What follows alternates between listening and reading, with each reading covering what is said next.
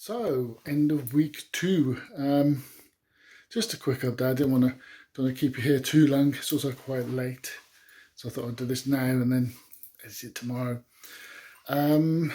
This week I continued looking at Flutter, just to go a little bit more involved in the Dart language. To be honest, I mean it's quite funny because when you look at Dart itself, it is very similar to the other languages I've used, like C++, C#. You know, you have your main function, you have objects, classes for classes and objects, and all that wonderful object-oriented stuff.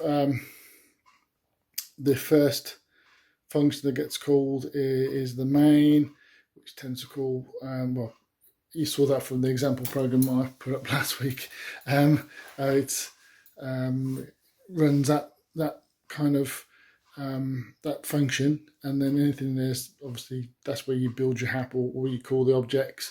This week I've actually looked at again going back a little bit more understanding, I say the Dart language, but understanding of the YAML file, for example, and how elements of the project are put together. So where you put the icons, for example, when you build an app and you want your own icons, so we put icons for Android and iOS.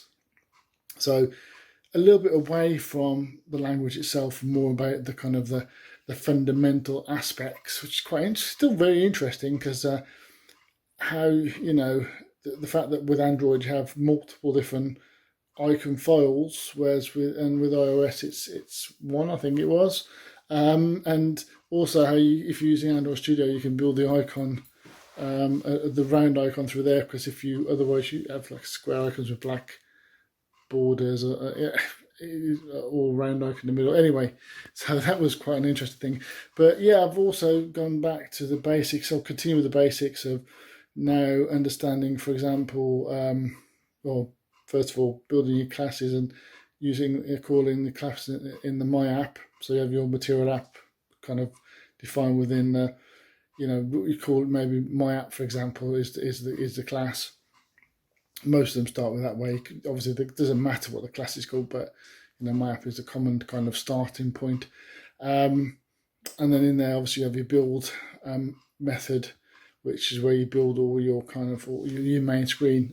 Because what happens is when the object gets instantiated, it calls the build method. So I've been covering that kind of stuff, which is really interesting, and adding buttons and understanding how to create functions, passing in function pointers for those. All that kind of stuff, real basic stuff, but all really, really interesting, and it's coming along is what I want to say. And hopefully I'll still put some more example kind of videos out with example coding sort of what I learned, just to kind of so you can follow along and learn as well. But yeah, that's about it really, kind of short and sweet today. I just wanted to cover briefly, just to say I'm continuing this. This is what I've done, and more to come. All right, update over. End of week 2, start of week 3. I'm looking forward to seeing what I get to do this week. Right, bye for now.